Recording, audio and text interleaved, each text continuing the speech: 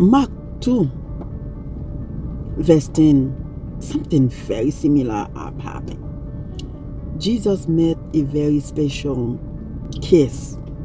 4 men coming to Jesus asking help for their brother, friends.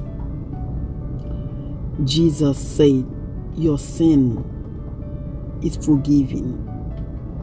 This is one of the healing that create confusion among the sinner, because they don't understand why Jesus say your sin is forgiven. They expect Jesus to say, oh, you are healed.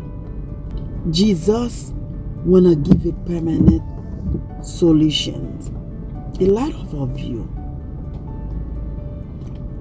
can see you are prophecy left and right, so and so going down. You cursing everybody, president, everybody on their curse, but you have no solutions, because Satan job is to bring problem. Christian job is to bring solutions. Why you not seeking for permanent solutions? Before you even take to save somebody else, you need to save yourself. The only anointing Jesus gave is to remove sin out of your life. When you remove sin out of your life, you will have permanent solutions. Because you cannot give permanent solution while you in partnership with Satan, create same problem he's creating in other people's life. It's time for you to repent. You cursing the whole village, you cursing your brothers, your sisters, government, everybody. Whoever open your eyes, because Jesus never make mistake. You didn't receive permanent solutions mean something is wrong. I hope you reevaluate and identify your problem.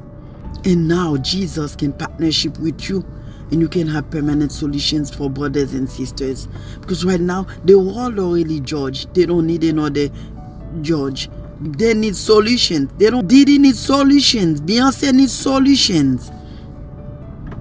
We all need solutions, not more problems. May God bless you. I hope that message really feed your soul, because a lot of you really need Jesus.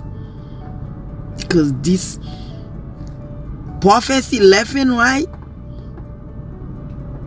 hey, you scare the whole world, because this is not a message from God.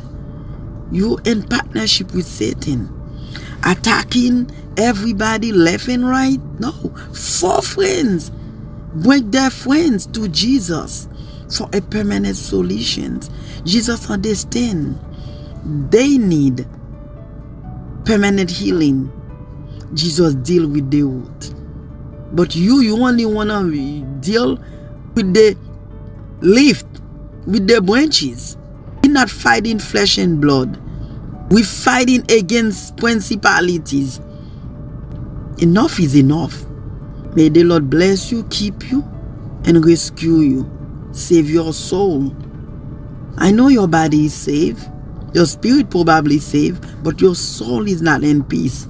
It's time to renew your mind, and you can have a free spirit and a clean heart, just like man of God, Prophet TB Joshua, teach us before he left. Shalom.